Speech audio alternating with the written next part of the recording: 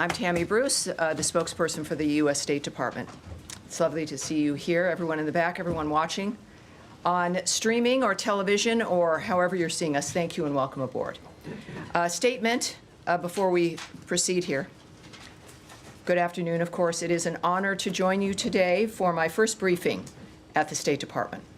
My commitment to you and to the American people will always to speak directly and clearly about the policies and priorities of our country's lead diplomat, Secretary Marco Rubio, and the great men and women who serve the U.S. Department of State.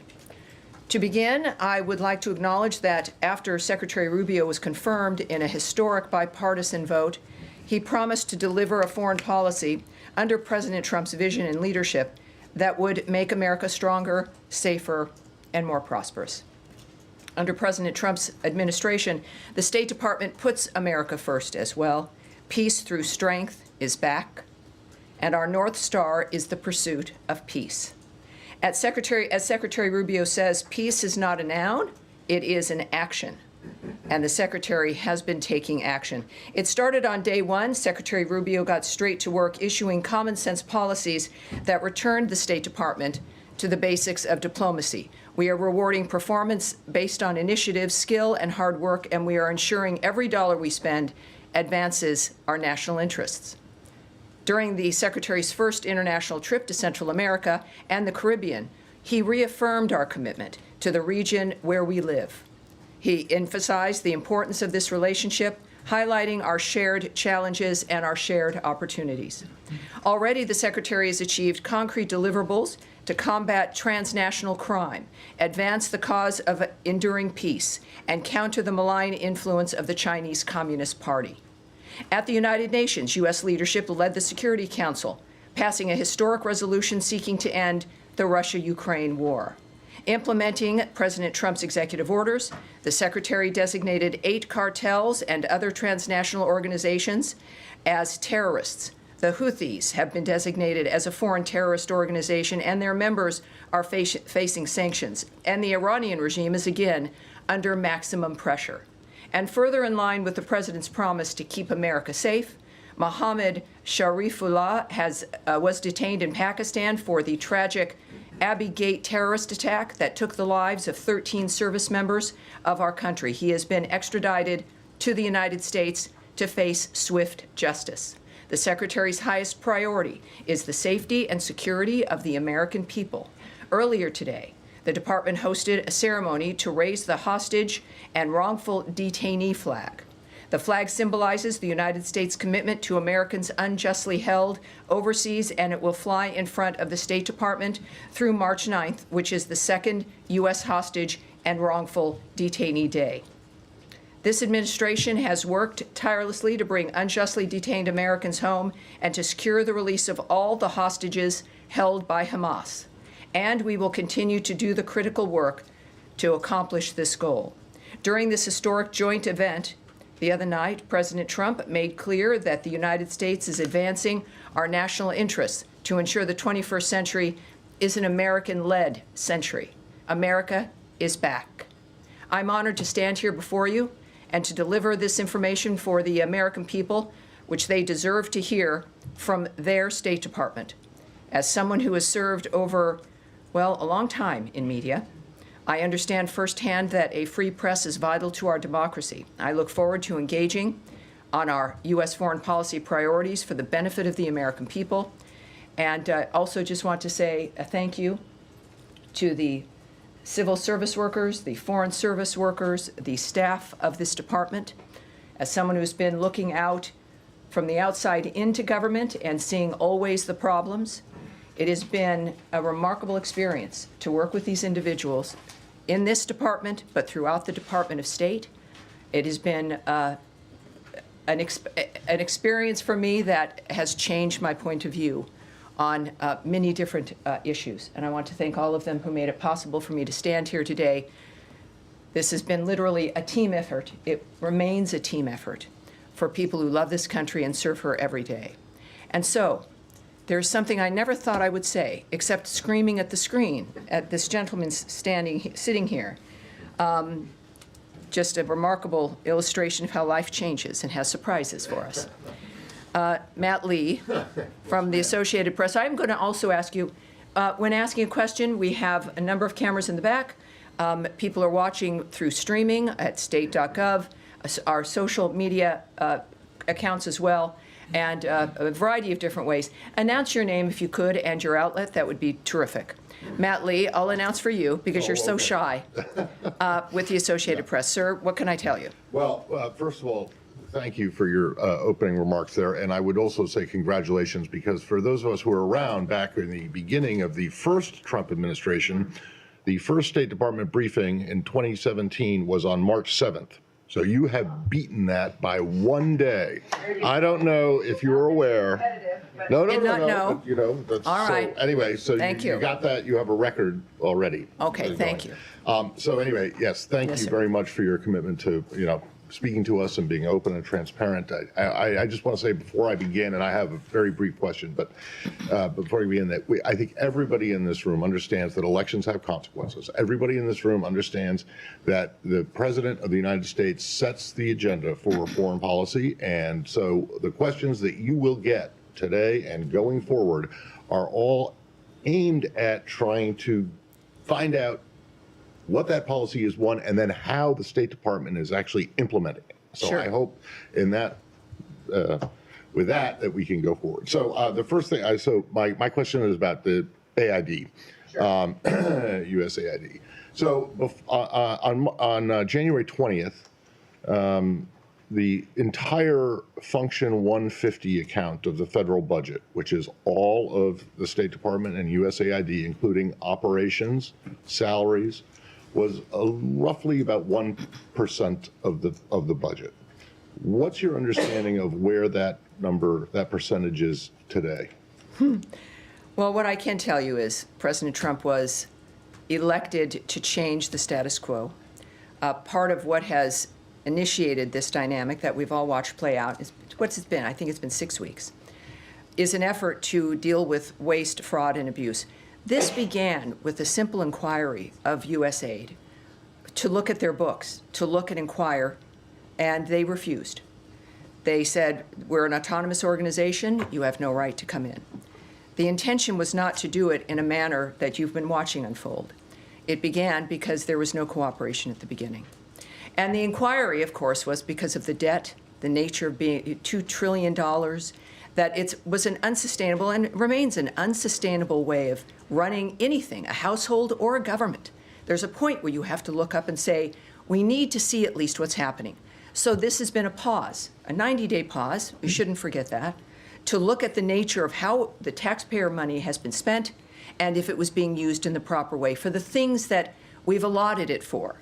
And that began. It was certainly in a manner that was not planned on, but we needed to do it. It was something that was, of course, important to accomplish the nature of dealing with, is there fraud, is there abuse, is there waste, how can we fix the system so that taxpayer dollars are being used properly? And in the process, of course, we've looked through some of these issues. You heard at the joint session of Congress addressed by the President, some of the remarkable programs that we were paying for around the world, millions of dollars. Clearly, change has had to be made. And that's what we're doing right now. There's change not only when it comes to what's being funded, but also how the bureaucracy works, and if a bureaucracy the size that it was needed to exist in the way that it exists. All of this review is important. At the same time, within a review like this, because you're looking at whether or not there's an efficiency in the way money is spent, it doesn't mean that we're not going to be doing foreign aid. It's a matter of how are we going to be doing the aid, and if it is effective, and if it is efficient, and if it achieves the goals that we want that make America safe, more prosperous, more secure, and there's nothing that's deviated from that. On the issue of the numbers, you asked about numbers. Clearly, this is a rapid dynamic. This is a process that is an internal process that involves an entire host of decisions that are being made over a number of different bureaus and dynamics that I'm not a part of. We see what the results are. We have been getting the notifications about the nature of the numbers involved, but I can't go into, specifics on this day or how they might even be tomorrow. Okay, well, Yes. the reason that I pushed on the Yes. percentage number was because one of the first fact sheets that this department put out, and I know that you probably didn't have much of anything to do with it, but it was about. Underestimate me. Not yet. Well, it was on January 29th, and it was about the executive order on. Sure. And it said in there, even setting aside generous support for Ukraine over the past several years, the U.S. is spending roughly $70 billion in foreign aid annually. Well, that was just not correct. And several hours later, after myself and other people pointed this out, Yes. it was changed, but it wasn't sent out again. It was just changed online. But it was changed to $40 billion instead of 70. Right. And I just want to know, so the people who put this together, and I don't know who they were, but that's a $30 billion Yes. mistake. Is Yes. that the kind of accounting that? No, it's not. And I think, and can speak on behalf certainly of my department and of this entire department and the speed with which some of these things are happening, that mistakes are corrected. There was one. Okay. It was corrected, and that's certainly not going to happen again. That's what I can pledge to you. Okay. I do know, and as everyone learned on that day, that the data matters, which is why I'm not going to stand here and guess, that the facts of the matter, and we're determined, I am determined in this role, this is not just a first day for me, but also for the department to see the nature as a reminder of what you're all interested in and what we have to speak to. And I appreciate that. But yeah, it's everything's a learning curve. Yes. But at that point, of course, that's a significant difference, and let's just say it's not going to happen again. Thank You, sir. Yes, Rich. Hi, Tammy. Fox News. We all know that, right? Here, you have to introduce yourself. So Rich Edson with Fox That's News. right. Thank you, Tammy. Thank you. Thank you. Tammy, on this USAID investigation, Peter Morocco has been on Capitol Hill over the past couple of days, briefing members of Congress and updating them on this, where he told them that they have uncovered waste, fraud, and abuse to a level that would require referrals to the Department of Justice for investigation. Can you provide any specific examples of illegal wrongdoing, or what the department believes is illegal wrongdoing at USAID? Well, obviously, and this is my first chance to say what I can't comment on, which is, in general, certainly any possible litigation, the nature of negotiations or contemplations regarding action that the government might take, certainly not only because I've not been in the room, but it's because you've got, whether it's diplomatic conversations or issues of determining what we might do and what might not do. It also goes into hypotheticals. So no, I can't answer that. What I can say, again, is that the level of what we've discovered at USAID is troubling enough to where this is the kind of conversation that is perhaps going to have to be had by the American people and even perhaps Congress. But I think at this point, when we're looking at this kind of an issue that we see through our existing investigations and inquiries, that we've clearly got some problems. And so we're determined to correct those problems.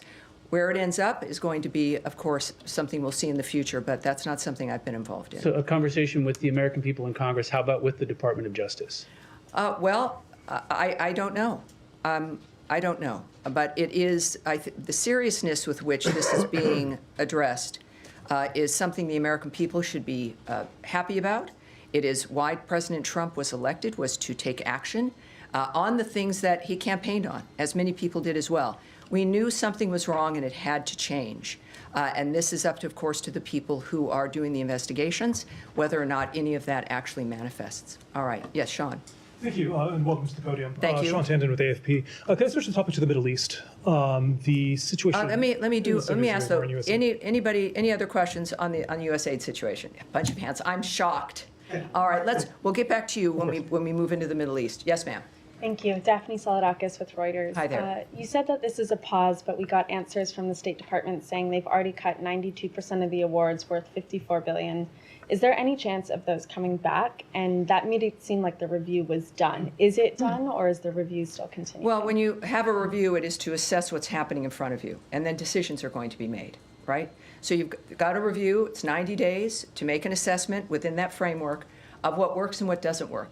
If there were programs and if they've been cut, the answer would be is that they did not serve either American interests or make us safer, more secure, or more prosperous. So those decisions are going to be made. Clearly, some have been in the process of the review. And are they final, and is the review complete? Well, I think that each case may be different, but we do know that actions have been taken based on the standards that we set, that the Secretary of State has set, and we're moving forward. Yes, ma'am. Thanks, Tammy. Jennifer Hansler with CNN. We've heard from groups saying that they had contracts for work that had been granted waivers by the Secretary because they were life-saving activities that were then given termination notices for the funding for those programs. Is there a review to see if these can be turned back on, and how many of these life-saving programs have been cut under these terminations? Right. Just as a reminder, that part of what was a blanket waiver in this process, in the review, was, of course, we will continue to fund and continue to act on the importance of money that goes to life-saving work. Many of those programs, which, again, the President articulated during his address to Congress the other night, certainly did not meet that standard. So we have that blanket waiver dynamic. There are anecdotes of certain issues. We do know that if there's been a problem, that it is reversed. The Secretary is directly involved in this process of assessing the nature of what's happening and who's getting these funds. There is also a process for people to reach into the State Department to make the difference, to apply for a specific waiver, or to indicate if there's an issue and make their case for these situations. And I know the Secretary cares about the nature of foreign aid. It is something that has been, he's spoken about for years throughout also his tenure as a senator. And he is, I have to say, I did not know him well when I started in this position. And his commitment to the country and his personal involvement has been heartening. And I'm sure that in this kind of a dynamic, we've had some frameworks that have been arranged where people can get into the State Department, indicate if there's been an issue, and then action can be taken on those. And do you have Yes, any sir. update on payments? But yes, sir. Yes, ma'am. Thank you. Camilla Schick from CBS. Hi Just there. to follow up one thing on Jenny's question. Will we see a full list of the grants and the programs that have been cut or that will be cut in this 90-day review? You mentioned that there should be a conversation with the American people. Of course. And that I assume that means it will be something that will be transparent for people to see the list of the programs that have been cut. And then just on related to USAID, there's reporting from Reuters that more than 700 diplomats have signed a letter that is destined to go to the dissent cable for this department, expressing their concern about the dismantling, of USAID, and the fear that this is undermining U.S. leadership abroad and helping create a power vacuum for the likes of China and Russia to exploit. Do you have a comment? Your question's important because it is about the list and what's been cut and what has been kept, and that is something that I want before I presume, because that's something I've learned to not do in this particular role, is to make sure that I have the right answer for you. So I'm going to make sure that we go back and this is also for me it's important because I think many Americans have questions about the nature of the details of what's happening, but it is the foreign policy of the world, obviously, clearly major decisions being made, and my goal is to make sure as we can so that there's a serious ability to kind of own the information I'm saying to you. Those are going to be times when I have to come back to you, and this is one of those times. But it's a good question, and yes, I'd like to get that for you. And on the diplomats with the dissent cable? In that regard, we have a dissent cable framework that we're very proud of, that is important. And from what I've learned is that did not actually go out in that framework, but also we will not discuss those if there is internal communications or the nature of something like that transpiring. All right. So done with USAID. And all right, Middle East now, Sean? Sure, let me kick it off. Could I ask you about, there's a pressure, of course, on Hamas to extend the ceasefire deal. Israel on Sunday said that it's cutting off humanitarian assistance going into Gaza as a way of pressure. The European countries, the European allies of the United States have criticized this, saying that the situation, in their words, is quite catastrophic in Gaza. Does the United States support the holding of food and other assistance at this point as a way to achieve these aims? Well, what we've said before, and has been the case before, is that aid can only be delivered in a safe framework. So as long as it is something that is unsafe, or we can't guarantee the safety of something moving in, that is going to be stopped. It is not a withholding, but it's certainly it's a reflection of the framework of the situation on the ground, and that continues. In the meantime, I think that it is also very clear, and this is, the president certainly has been tweeting about certain situations with Hamas and the nature of what was expected and has been repeated continually, that all the hostages have got to be released. They need to be released now. The bodies they are holding, everything, everyone needs to be released. And without doing that, there is no path forward.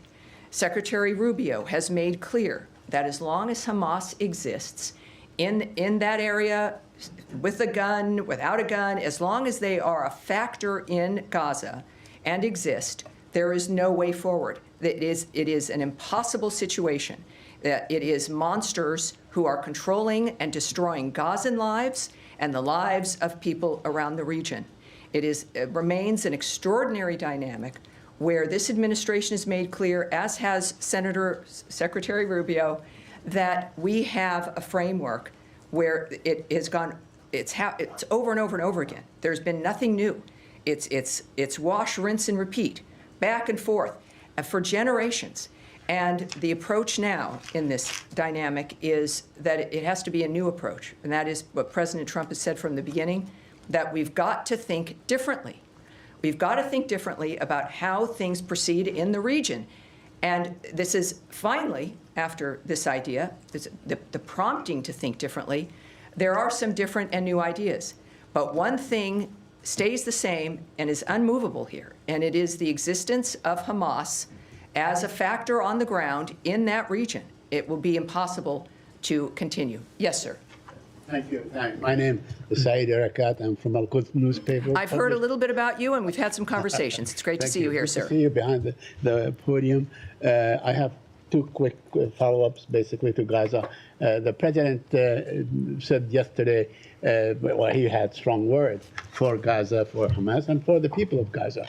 Now, at the same time, we heard about the meeting that took place between Mr. Bowler and some senior Hamas officials and so on, which gave people maybe, hope that there's going to be movement towards the phase two of this deal that was struck back on January 15. My question to you, how do you reconcile the two? And also follow up to that, so I don't have to come back to you again, is also on Mr. Witkoff's statement and what he has been saying. The two can be combined. Whether we have an idea as to when he's going to be going back to the region. Thank you. Well, first of all, if you have a conversation with someone, it's not a negotiation. It's not irreconcilable. It is the conveyance of the American position in a different way. Nothing was different. Nothing was conveyed differently. There was no change of position. It was the conveyance of the existing American position about Hamas and how it cannot exist in Gaza. Now, whether it is through a tweet or a diplomatic cable or on television or through envoys or in a meeting, that message can be conveyed.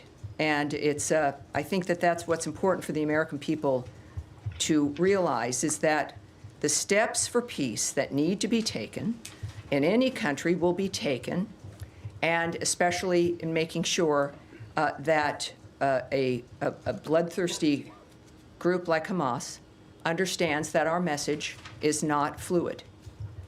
Yes, Andrea Mitchell. Thank Great you to so see you. much. Change of subject to Ukraine. Oh, wait, well, okay, yes, we'll go to you. First, we'll take a couple more on Gaza. Yes, ma'am. Thank you. Nadia Bilbesi with Al Arabiya. Nadia, yes, nice to see you. Good to see you too. A couple of questions. Number one, the secretary said he's open to the Egyptian plan It's been endorsed by the Muslim and Arab countries. What's your position on that? Was basically, in a nutshell, saying that Gazans can stay, they can rebuild it with Arab money and with Palestinians' leadership. And second, the administration issued many ultimatums to the Hamas before. What's the difference this time?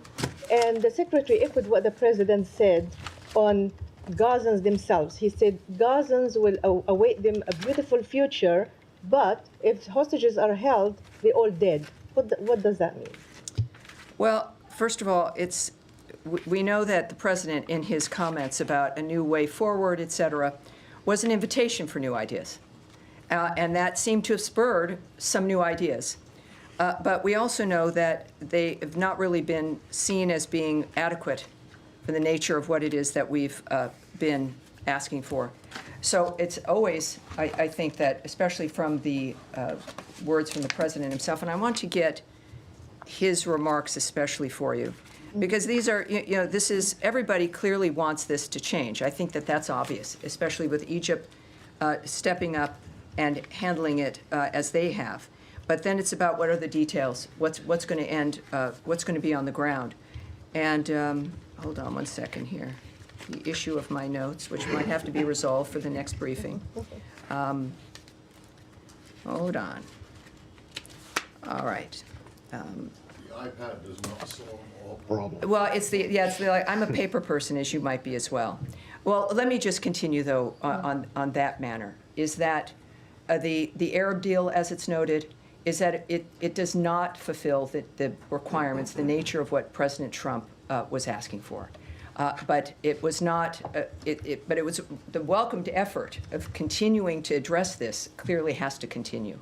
So we understand that it's obviously that region and everyone is interested, has a stake in this, to say the least. And the goal is, though, as it has always been, it's very simple, is for peace in that region and to not have it continue to return as a constant issue. And we think we have a very good chance at accomplishing that this time with the leadership and an articulated leadership regarding what's acceptable and what is not. So these conversations clearly will have to continue. We know we've got partners clearly in the region, and Israel understands that as well. And this is what the world wants, not only in this conflict, but other conflicts. And no one wins. No one is winning here in this framework. And so, regarding the Arab solution, the Arab deal via Egypt, that what I have for you right now is that it does not meet the expectations. And so we'll have one more. Yes, sir, in the back. Yeah, Ryan Grimm, Dropsite News. There's been some reporting, our outlet, Israeli press here, some in the American press, that there was a side letter that the Biden administration signed or sent to Israel as part of the ceasefire negotiations that effectively said, okay, this is the deal on paper. We're going to move from phase one to phase two. Can I save you some time in your life? I'm not going to comment on something that happened prior to this administration or to things that have been heard or the idea of hypotheticals or rumored issues and letters and what rumored plans were. That is a non-starter. So if you have another thing you want to ask, let's do it. I do have one other thing. The Yes, question sir. would be, would a letter like that still be in force under the Trump administration? From one hypothetical to another. Clearly, Okay. I can't answer that, All right, but thank so- you, sir. In the back. Yes, sir, behind you. Thank you very much, Tammy. Jalil Afridi from the Frontier Post. Hello, sir. Nice to meet you. First, I want to say a quick thank you to the president. I have not seen any journalists saying thank you to him in 2020 during the Corona days. I was one of the affectees as well who spent many months in the hospital. And the Well, I'm glad stimulus you're here. checks were amazing, and many journalists took advantage of it.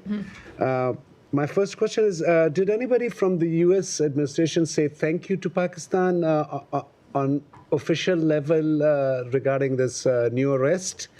And second, is the president aware that the most popular leader of Pakistan, Imran Khan, has been in jail now for the last 3 years, and lots of atrocities has happened. But is the president at all interested in paying a little attention to Pakistan beside this? Well, I will answer that, noting that in his address to Congress, the president announced the arrest of an ISIS-K operative and plan are responsible for the deaths, as I mentioned earlier today, of the 13 brave American service members and over 160 Afghans at Abbey Gate that he is now in custody. And we extend our gratitude to the government of Pakistan. We do, for their partnership in bringing Mohammed Sharifullah to justice. We would also now refer you, for those who want more information, to the Department of Justice for further information regarding his case. We have, regarding Pakistan and the nature of our relationship, we have a common interest, obviously, in fighting terrorism. And the arrest of this terrorist also illustrated that U.S.-Pakistan cooperation on counterterrorism remains vitally important. So thank you, sir. All right, so now, Andrea, we'll move on here. Thank you very much, and thank you and welcome. And I think all of us are very grateful that the briefings are starting and that you were Good. this I role. hope to. I won't always necessarily. I hope my goal is to make you all happy. Of course, that will be impossible. And I appreciate your patience with me today, as I'm learning clearly the depth. This room, we've got an overflow room. We have, I don't want to say any numbers. I've just remember, I pledge not to give you numbers. But it's a remarkable thing. The American people care about foreign policy. They care about national policy. And your career in particular has kind of taught Americans that this information is interesting, it's usable, it's important. And so it's a pleasure to talk with you. Thank you, and just thank you for your commitment to this. Yes. On Ukraine, does the Zelensky letter, which includes an apology and various commitments to peace, which were praised by Mr. Witkoff at the White House today, does that letter meet the standard to the Secretary that these talks can proceed? And will the Secretary be attending the talks that are now contemplated next week in Saudi Arabia? And if you could give us any reaction to the Russian attack on a hotel today, where American aid workers did escape, but at least 4 people that we know of were killed. Right. If I could just also throw in. All right, a third one. Does the letter of apology solve some of the issues to the extent that the Secretary believes intelligence and the weapons pipeline and intelligence sharing could be restored? Well, that's a road a bit too far. We will not discuss issues of intelligence or diplomatic agreements or the sharing of information. That I will not discuss. But from the start, after the Friday situation with President Zelensky, and Secretary Rubio was in the room, it was a surprise that his behavior took a turn, and in the Oval Office. And it was clear, as the president had stated publicly, that he was not ready for peace, that there was one thing that he should not do, and that was, damage the nature of what was transpiring there, because we want to help him. We want to help Ukraine. We have been the biggest supporters of Ukraine in this conflict than anyone else in the world. We have made it very clear from the start how we feel about this situation. But even after that, even that same night and continuing on, there was an open door that he wasn't ready for peace. If he becomes ready for peace, he can come back to the table.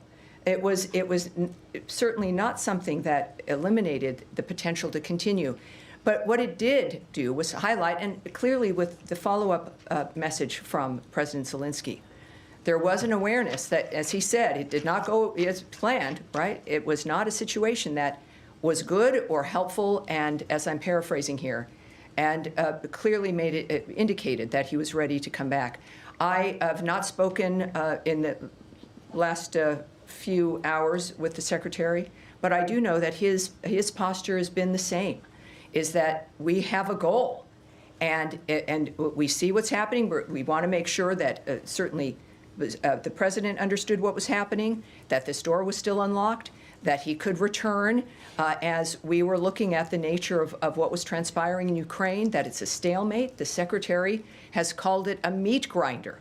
Hundreds of thousands of people dead, and the carnage not stopping. It's a stalemate that both parties have to be brought to the table to end it. We also have terrific success, as I mentioned in my opening, at the UN. The first time since the beginning of this conflict, a 3-paragraph statement about ending the conflict passed without opposition in the Security Council, which is a statement from those members, but also from the UN in general. It appears with that note that President Zelensky understands what's at stake, that we are here to help him, that there is one person who can bring those parties to the table, and it is President Donald Trump. The Secretary has understood that from the beginning. This is a united understanding that this has got to end, and these are men who understand what America can do to help that come to an end. And I would believe, with what has been said before, that in fact, if the President and the Secretary believe that President Zelensky is serious and that we can move forward, they have stated, in fact, that we would. So we look forward to that. And Saudi Arabia? What about Saudi Arabia? Is it contemplated that the Secretary would be attending? I cannot comment, certainly, on issues that either have been discussed in a diplomatic framework or arrangements that might be implemented regarding these kinds of diplomatic negotiations or efforts. So I'm sorry, but I can't do that. All right, yes, sir, in the back. Tom Bateman from the BBC. Thank you for starting the briefings again. On the issue of European peacekeepers, which the British and French have both said they're prepared to put into Ukraine under the president's plans, we heard from Sergei Lavrov, the Russian foreign minister, today, who said that this would mean direct, official and unconcealed involvement by NATO countries in a war against the Russian Federation. There is no room for compromise, and this is an overtly hostile aim. Do you have any concerns about that? Well, I don't comment on remarks by leaders or foreign ministers of other countries. I'm here to represent the Department of State and Secretary of State Marco Rubio.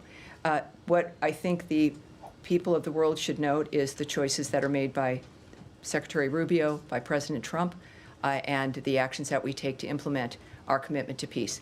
Yes, ma'am, in the back. In the pink. Thank you. Thank you very much, Tammy. I'm Jenny back with the USA Journal, Korea.